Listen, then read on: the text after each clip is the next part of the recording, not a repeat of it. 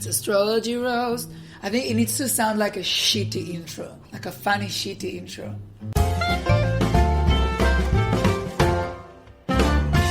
Hi everyone and welcome back to Astrology Roast. My name is Karen. My name is Itai and we are back. We are back. It has been a little bit of time in between drinks. We are both very delighted to be back next to the Zoom microphones recording. We are talking via FaceTime, so Itai can see half of my head, so just my nose and my eyes, so he can't tell if I'm talking or breathing or sticking my tongue out, and I can see all of Itai's face and he is smiling, and I think sometimes he might be talking as well. So very exciting. Technology is a wonderful thing. We are a very modern, progressive podcast, as you all know. And it is Aquarius season, so technology is peaking. Let me know if you can also see this. Itai is showing me his AirPods. Yes. Which is actually rubbing vinegar into a wound, because unbeknownst to the fabulous Astrology Roast listening / talking community, a little thing happened to me recently which I feel quite ashamed about. It's taken some time to come to terms with how my life has progressed since we last connected. I made a bold, brazen, incredibly stupid decision to purchase a Samsung mobile phone and to move away from the iPhone system and become a Samsung gal.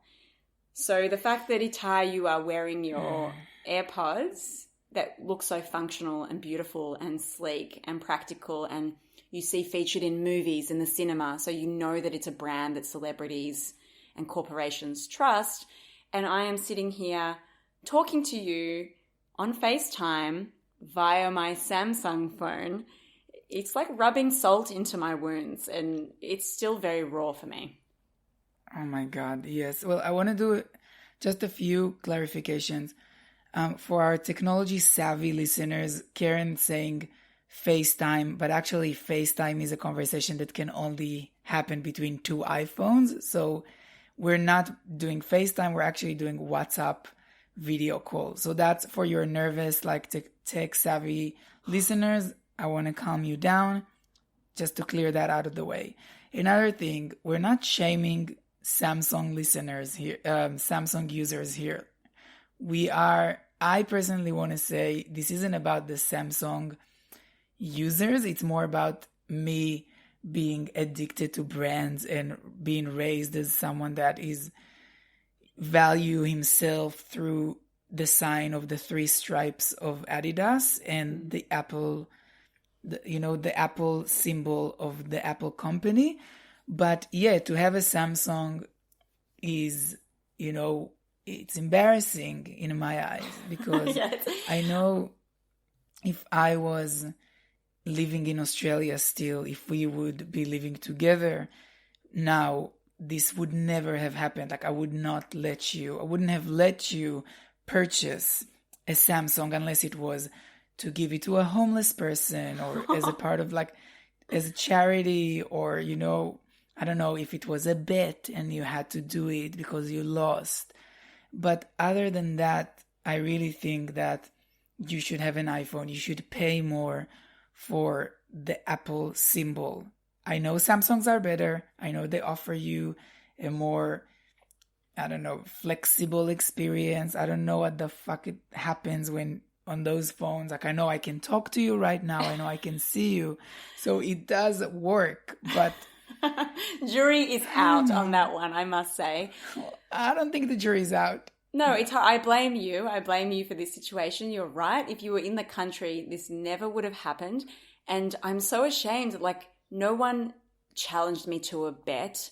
No one put a gun to my head. I walked into Officeworks and I purchased it outright. It wasn't cheap. I could have gotten a lower iPhone model and still had an iPhone. I thought, I want to not be attached to iPhone. They own all my data. They own all my information. I want to be free. Little did I know that the Samsung Android system is operated by Samsung and also Android. So now my information is stored both by Apple, Samsung, and Google. So everything has been connected to Google. And everyone told me, all these people with Samsungs that I stupidly listened to were like, I'd never go back to an iPhone now. Everything in the Samsung is customizable. You can choose everything, and you're not locked into anything. And for someone with a Gemini stellium, the last thing I want is more choice. I don't want to be told where I can put all my apps. I don't want to be told that there's 5 different keyboards that I can use to type a text, and none of them work in the same functional way that iPhone works. When someone says that something is customizable, what they are now saying, and I learned this the hard way, is that the way that it comes out of the box is a bit crummy. So you're going to need to download lots of different weird apps from third-party systems that will make your phone as close to an iPhone as it should, could, or would be. I've learned the hard way. Itai, you're right. We're not shaming Samsung users. They walk amongst us. I see them in the supermarket. Sometimes they're holding hands. I respect Samsung users' right to marry and to vote, and I think that's fantastic. I don't identify as a Samsung user. I see people looking at me with my Samsung as if I'm part of that community, and I don't feel like I'm part of that community. I don't want to be part of that community. And, it's a mistake I've made, an expensive mistake. I'm learning, and I've learned a lot about myself. But yeah, it's been a big few weeks. I want to say it sounds a little bit like you're having internal Samsung phobia, and you're a bit hating on yourself. I want to say that for the record, I accept you and I love you as you are. And it doesn't matter to me if you have a Samsung, or of course I would want you to have a better life as an iPhone person. But if that's your choice and if this is who you are, I don't know. Oh my God. That is the most horrible thing you could say to me. You said this to me the other day. You're like, it's fine. I accept you as you are. I accept you that you have a Samsung. And every time you say that, it's like a million daggers in my heart. I told you I don't want to be accepted as a Samsung user. I don't accept myself as that person. And I heard your voice whispering with its raspy tone in my head as I gave my credit card over to the shopping person to buy the phone. I heard you saying, you always know, buy the best iPhone that you can afford. Always buy the best iPhone that you can afford. Yeah. That is the only thing that you need to do. And I heard it and I ignored it. I'm sorry. It's a great phone. It's very robust. You can customize everything. Is that because the things are not as good out of the box as an iPhone? I would say yes. Other Samsung users, don't at me, because I can't really respond to when you at me because I don't know how to use all my apps anyway via this stupid phone. The keyboard, I had to download SwiftKey, which is great, but I never had to download an iPhone keyboard. I just used its keyboard. I know. It's like it should already work. As you said, it should be good as it is. And if you're now listening to us wondering, is this a technology podcast? What's happening? It is Aquarius season. We are obviously talking about technology. Next up is human rights and the best way to ghost your date. I also want to come up with use the most of this energy, and I want to offer to anyone that works in Facebook or Instagram that is listening to our podcast, that is listening to me right now. I'm sure you're there. Please add to your app an option that is stalk scroll. So basically you hit the button when you stalk someone, and then when you scroll, you cannot like or comment or share or anything. So it's kind of like it locks the profile. You can only watch. And then, because when you stalk, and maybe I'm ahead of my time because stalking season is only, Scorpio season, maybe Cancer season. I wouldn't say Pisces season, or maybe Taurus season. But we have some time of not stalking. But, even though for some of us it's every day, or more accurately every night before going to bed. Yeah, well, you know me. Please add, Please add this stock scroll option to our social media. It's Aquarius season. It is the time. I'm asking you for all of us to just add that. You don't even need to give me money. It's a free advice. It's a free offer. Because some of us have loose fingers, and so I don't think that anyone that has like loose fingers that doesn't have those great motor skills should be denied the joy and pleasure of stalking someone at 2 a.m. via multiple forms of media. I mean, having said that, I have a Samsung now, so my stalking days are well and truly over. So, it's nice to hear what people are doing in the iPhone community, but I certainly can't relate to it. But I agree, we should have a stalking, scrolling feature that works across multiple platforms, copyright patent pending. Let's talk about this offline, because that could be maybe a monetizing way. Well, and you're right. There are people with loose fingers, and myself, I don't have loose fingers, but I do have a problem with my fine motors or motorics. I don't know how you call it.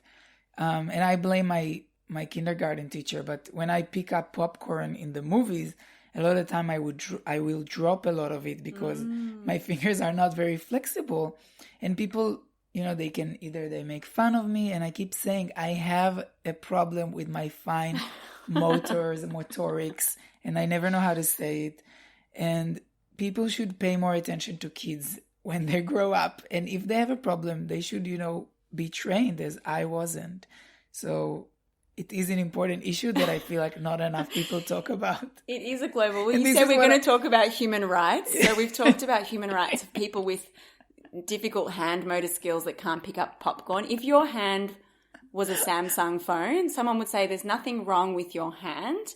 It's fine. You just need to download a special tool that will help you magnetically absorb the popcorn and put it into your mouth. There's nothing wrong with your crappy motor skills. It's just, you just add more things and you customize the popcorn to your hand. But we all know that that's not true. Wow, that is a human rights thing, and I don't think we do talk about it enough. About fine motor skills. So I really appreciate that you've brought it up so early in the podcast and so deep within Aquarius season. Speaking of human rights, well, I don't want to say abuses, I'd rather say human rights celebrations.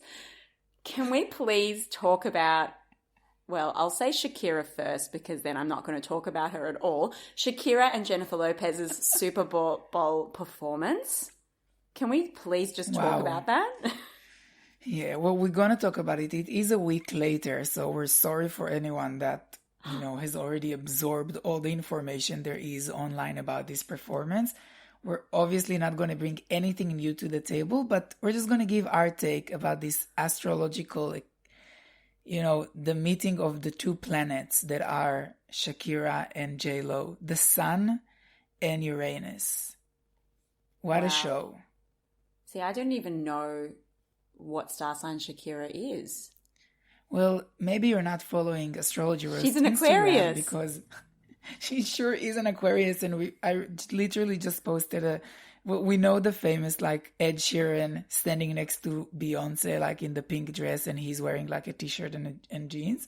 And then there was when they announced, they had like a press conference before the Super Bowl, and J-Lo came wearing this full-on red carpet outfit, hair, makeup, everything. And Shakira was wearing this. She really looked like an emo that is like waiting to see an Evanescence concert. Like she was wearing this Guns N' Roses t-shirt, ripped jeans. Her hair was just... It was like literally the symbol of Aquarius and Leo, even though I know the Aquarius people in the room are now saying, oh my God, we're known to have the best style. We're known to be so alternative. True, they're known to have weird fashion, but they're also known to not give a shit. And that was Shakira's vibe on that press conference. Wow. And it was such a amazing meeting of air and fire and politics as well. Like, you couldn't help but feel ripples when Jennifer Lopez came onto the stage. It was like Shakira is the type of person I watch thinking, I want to be at the party with you.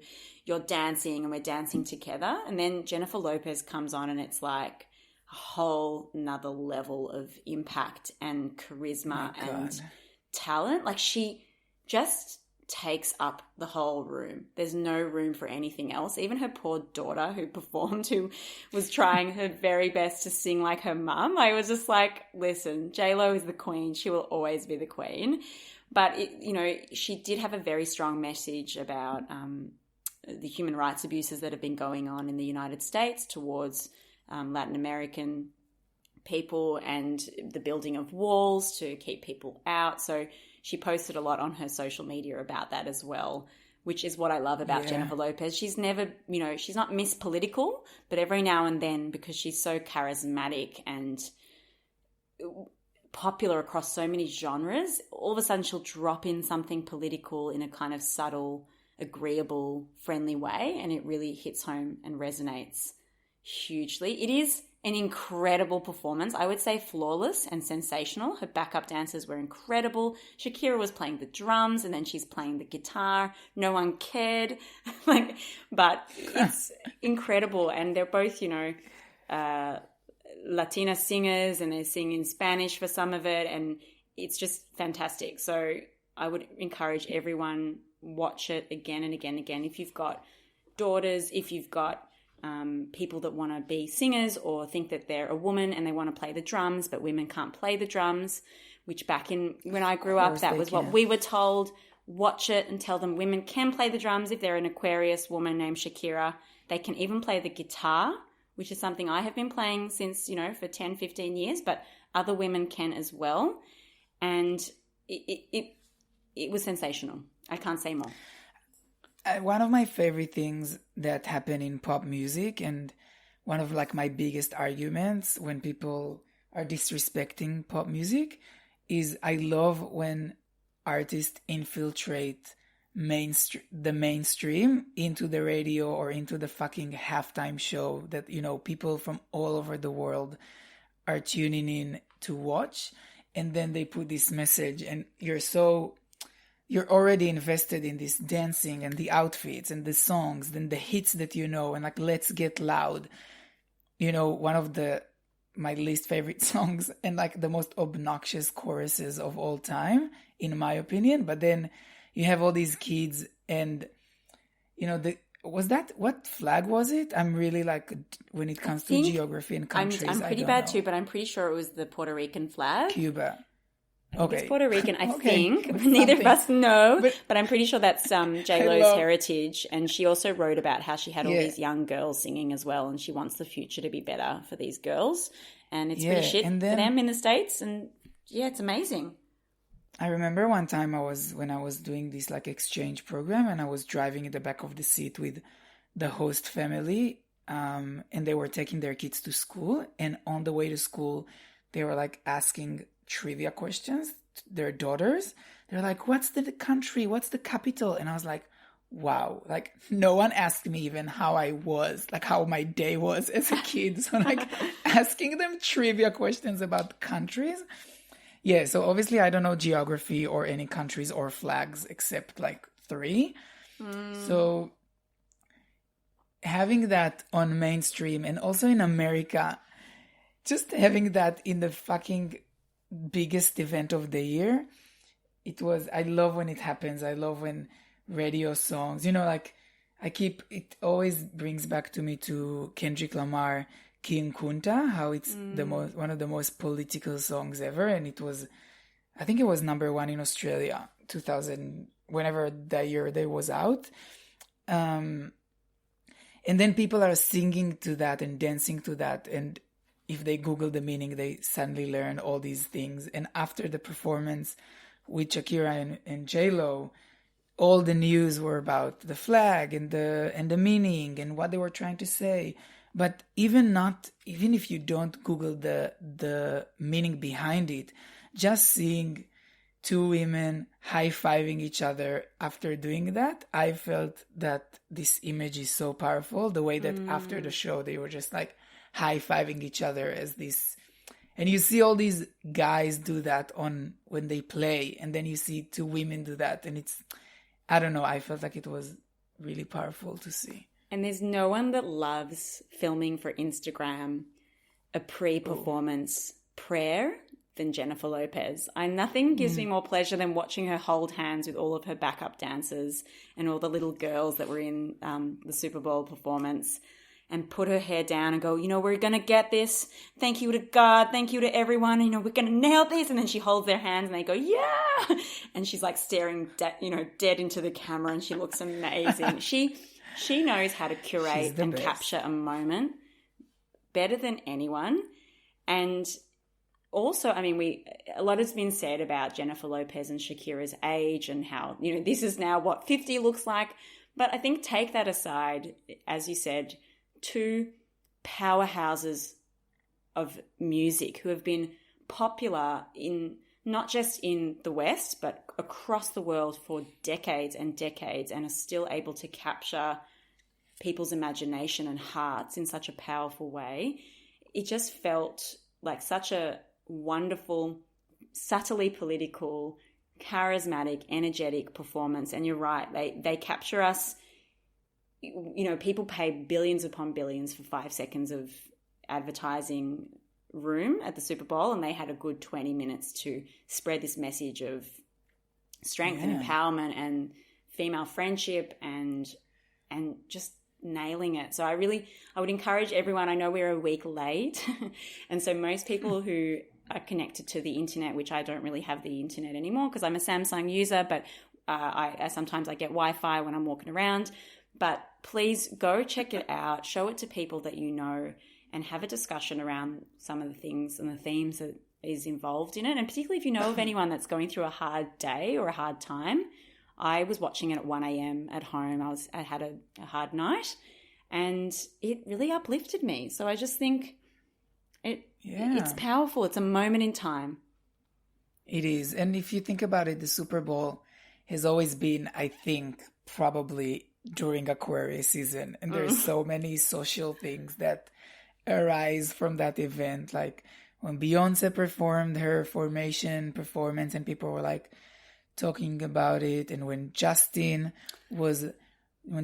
fucked Janet over and society fucked Janet over, and, never forget what happened there. So there's stuff to learn from that event, and this time it was pleasant and beautiful. Looking forward to next year. I don't know who's going to be there, but I know we will be here to talk about it. Do you think we'd ever be asked to come and perform at the Super Bowl? I think we'd have something to say or to do. You're a great dancer, and sometimes you're great. You can. Well, Shakira has already played the guitar on stage, so I don't know what you can bring to the table. There's not room for another woman that plays guitar. So I think that's already been, that mantle has been taken by Shakira.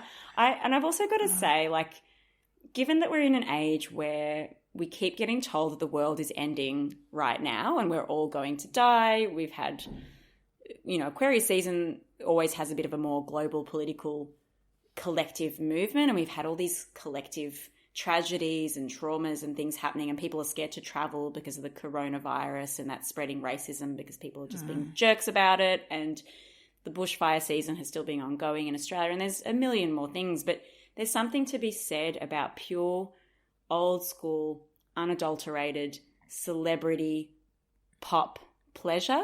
I think it's going to become increasingly more important. People are quite wary of and tired from all this existential despair that the world is facing. So to have 5, 10 or 15 minutes of the glamazons of pop and celebrity slaying on the stage, it's what we need. We need more of it, and we need to celebrate it and come together and watch it. That's all I can say. We have to. We will. Well, another thing that has always been during Aquarius season and makes me question astrology as a whole is Valentine's Day. Because we often said on this podcast that if anything, Valentine's Day shouldn't be during Aquarius season. Should be, maybe in a water sign season, maybe in a Venus ruled sign season like Taurus or Venus, maybe even as a Leo season, when everyone want to be extra as fuck. But definitely not during the month of friendship and social issues and air and detachment and aliens. However, it is here. And some people have chosen to take action into their own hands. They have. When it comes to love. And so we're not trying to be mysterious here. Itai is talking about, when he says some people, he means obviously me. So, and I would like to put some context before I talk more about this Valentine's Day related story. We are still in that extra Leo vibe because it was just a Leo full moon. And we know that Leo is all about the sun and full moon obviously is about the moon. So some full intense stuff happening in people's emotional landscape, the yin and the yang of the moon and the sun. So some powerful shit's been going on. So yes, I did take action in relation to Valentine's Day. I was going about my business in the Melbourne CBD city, which is a very cosmopolitan town, and everyone should come and visit this humble city if you have a chance. It only costs about $3,000 to get here, but it's well worth it. We have a public area called Federation Square where you can walk and sit and take photos, and there's a 7-Eleven there. It's very, very tourist friendly. Everyone's very friendly if you can speak English. So it's a lovely place. Anyway, I was going about my business in the city. I needed to purchase a beeswax candle for my essential oils burner because I'm old school and I do like tradition a bit. So I don't want those oil burners that, you know, have all the steam coming out of them. I find them a bit too intense. So I have a candle. Anyway, I was in Spellbox, which is a very witchy shop in the city, very overpriced, but they're very lovely. And I was buying a candle and I went to purchase this overpriced beeswax candle, and the woman at the counter goes, "Oh, it's such a," she smells it. She goes, "It smells so good, doesn't it?" And I was like, "I'm pretty sure it smells neutral because it's just a plain candle." But anyway, she's like, "And do you want me to, would you like to put your name in our love cauldron?" And I was like, "What?" She's like, "Would you like to put your name in our love cauldron?" And she points to this cauldron, this thing, which says love cauldron. I'm like, listen, for the uninitiated, what is a love cauldron? I'm not familiar with that term. And she's like, "Well, you know, we're going to be doing a spell on Valentine's Day. So all the names, you might want to put a name of your partner, or you might want to put your name or someone that's close to you." And for those who've been listening to this podcast, sometimes you know that I do lie to shop assistants. Sometimes I make up stories about my background and my past. And so this time I didn't lie. I didn't say like, "Oh, I'm in a long-term relationship and like we've been on the rocks and, you know, it'd be really beautiful to have some healing energy." No, I didn't say that. I said nothing. But I did go to the love cauldron. I put on a little piece of paper about 5 or 10 names of people that for whatever reason I thought might appreciate being placed in the love cauldron.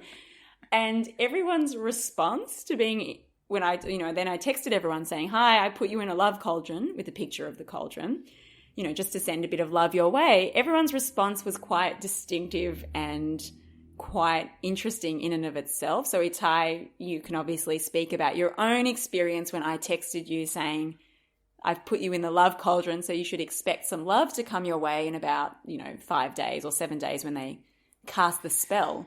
My Lord. Well, I did get when I did a tarot for myself, relatively around the time you put my name in the love cauldron, I did pick up the lovers card. Oh, so love you is didn't coming tell me my that. way because of you.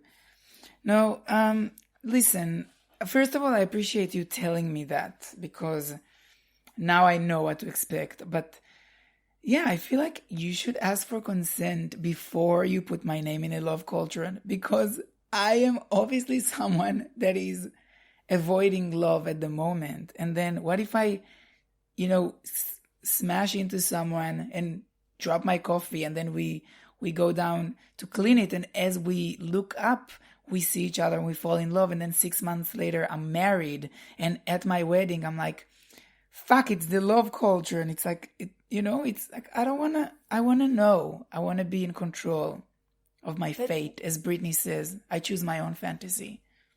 But isn't love about the relinquishing of control and consent? You know, I do understand that maybe I should have asked people's permission, but doesn't that take away the sexiness and the fun of being placed in a love cauldron without your awareness or consent? I don't think I need to request permission for that. I think it came from a good place. I meant well. And I didn't know it would be so triggering for so many people. It is nice. I know. It's the same. It's the same as all my aunties that every Friday ask for me to marry a woman. But you at least gave me the love. You wished for me the love that I wish for myself, which is Yeah. I hope so. Yeah, I don't know. It felt very powerful. I obviously wrote to you that I put you in the love cauldron. You wrote like, "What the fuck is this? Oh my God, I'm scared," or something like that. I was like, okay, here we go. I wrote to someone else that I put her in the love cauldron. She was like, "Well, this must mean that I will die soon because the love will be the death of me." I was like, okay, that's nice. And then I wrote to another Leo. I wrote, "Oh, I put you in the love cauldron." She's like, "That's great, babe. Thanks." So everyone's response was very different, and I guess I didn't consider that love could be so scary for people. I was approaching it as Did you put yourself? Of course I put myself in the love cauldron. I'm not, Did you write my first name and my last name? No, I just put your first name. Look, if anyone is out there wanting to put some more love, or maybe to write Itai's full name, you can go. It's in the city, Spellbox. You can look it up on Google if you're on the Android, or you can use your iPhone as well. And put someone's name in there. Put a lover, put a friend, put your dog or your cat or an animal. Valentine's Day is a really intenso time. And yeah, like the fact that it's in Aquarius season doesn't seem to be a very good fit.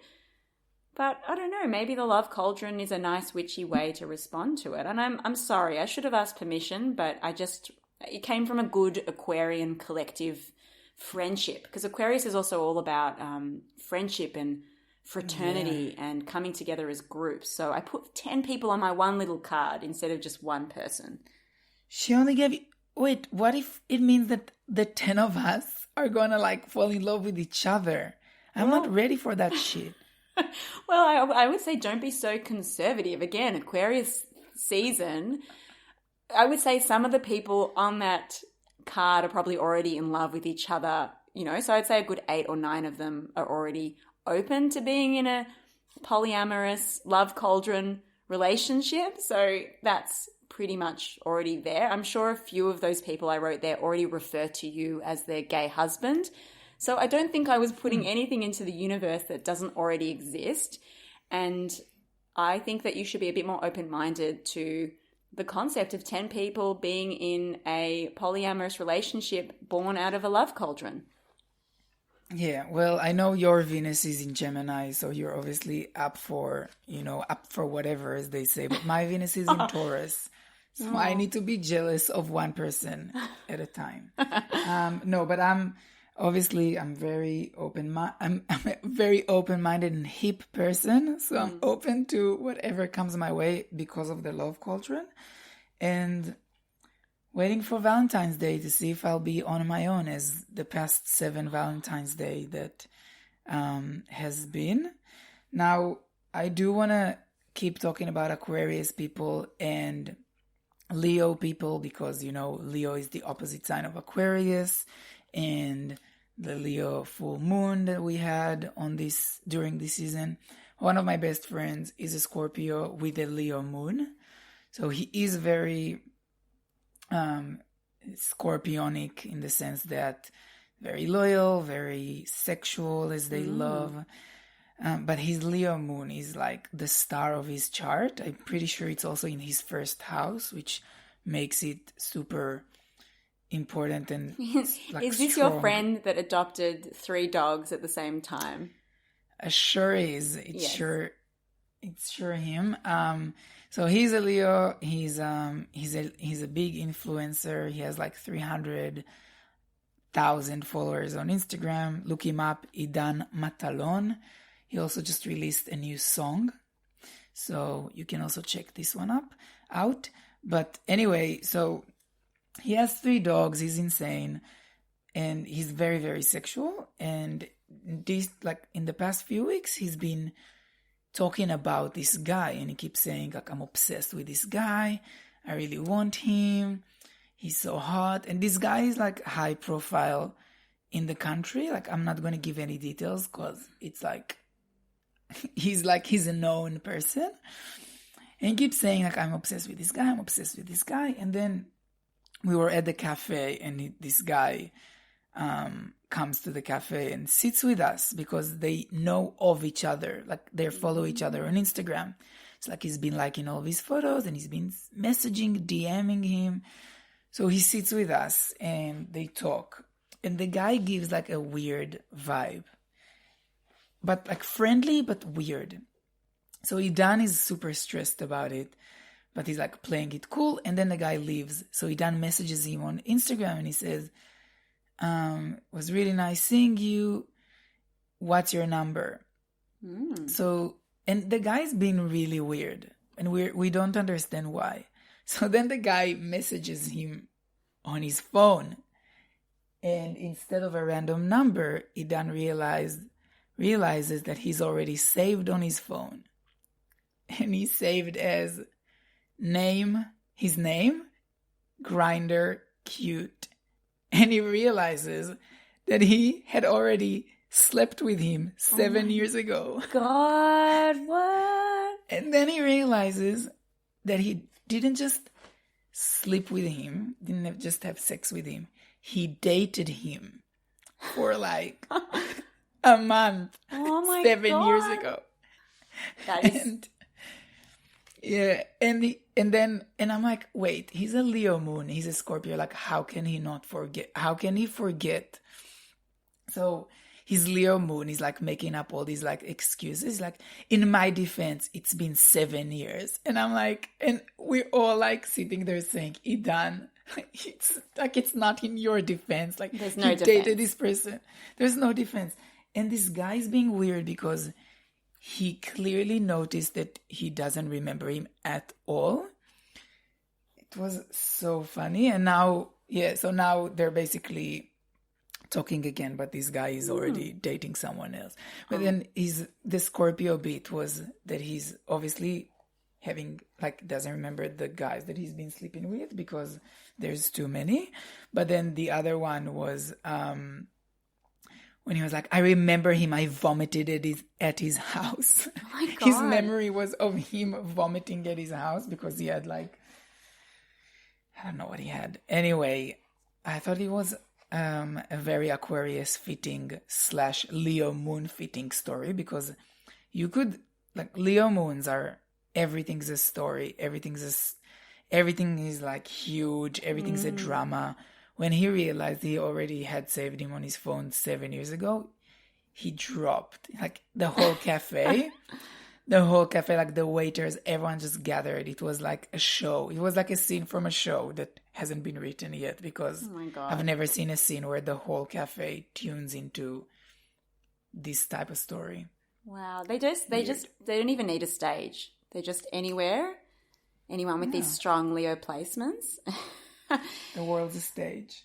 Oh my gosh. Well, it didn't really end in a love story, did it? It just ends in the other guy's dating someone else and my friend. But your friend had a good moment and a good story and a good laugh. And he had a bit of celebrity moment. So I feel like, your Scorpio sexual Leo moon friend, he got something out of it. He already... I know, but then also... The Scorpio bit as well is that the next 3 guys he slept with right after this discovery had the same name of the guy. Wow. Maybe they're... So it's like... the shirt. Maybe they're meant to be each other's soulmates. Maybe, or maybe just the name. Maybe he's just meant to be with people with that name. Wow. Do you think... Anyway, if you want to know who the guy is, DM me and I'll send you his Instagram. I just don't want to put it on record. Tell people. Wow, DM me, I'll send you pictures. Not only do you have loose fingers, you have loose lips. My God, you can't keep a secret. Not lips. I'm not saying anything. Well, look, speak to your friend. If he wants his name to be placed in the love cauldron, I'm happy to go back. I do go through the city on my way to and from work via the tram. So I can make another visit to the love cauldron if he needs to be in there. It sounds like he doesn't need any help in that regard. Well, why don't you decide for him? You don't really need to ask him anything. I think your friend would be happy with the decisions being made for him. I think I'm all about consent. I think it's great. I just I don't think it applies to every single situation in life all the time when it comes to writing someone's name on a note. Call me I agree crazy. with you. I'm glad you put my name. I'm glad you put my name there. You know, you took a stand. And if any of our listeners need to be in the love cauldron, we've got another couple of days between when this episode will reach your hearts and souls and when Valentine's Day will crush your hearts and souls. So, you know, hit us up on the DMs and you can find out who the celebrity Itai is referring to. And if you need your name to be in the love cauldron, I can probably make 1 or 2 visits again. I'm happy to put people's names in there. Hit us up. I also want to talk about, you know, I don't know if there's much to do with Aquarius season. I'm sure there is if I'll try to force it. But, you know, those moments where, like, you can go to therapy for years, but then there'll be one moment and you'll be that just cured, that just fixed. I'm so still waiting for that moment. Yeah, well, one step at a time. You know, we were talking about my voice on this podcast, my feminine voice, my raspy feminine Gal Gadot-esque voice. So actually, the story behind my voice is a bit sad. And I think there's no better way to talk about it other than today. Because technically, my voice shouldn't sound like it is right now. It should be clearer. But because my voice is naturally very high-pitched, very feminine, then subconsciously or very consciously, I just spoke lower to make it sound more, you know, masculine. And then what happened is that I damaged my vocal cords and now I have nodules, which is literally scars on your voice, on your vocal cords that cannot be fixed. I hear there's surgery, but like I can't afford it. Anyway, so I had to buy an iPhone, so I cannot afford like fixing my body or my mind. So basically, I love my voice. I learned to live with it. And the other day I was on a bus, and the guy, there was a kid. It was like 14-year-old kid. He was pretty chunky, pretty feminine, looked nothing like me, but obviously I projected everything onto him, and he wanted the bus driver to stop the bus. So he was like trying to say, in Israel, sometimes like you just have to scream at the bus driver to stop, and otherwise they just keep driving. So it was like trying to say, driver, trying to get his attention, but like he was talking with his little feminine voice and the driver didn't hear him. So I just like raised my voice and I was like, driver, stop. And then the driver stopped.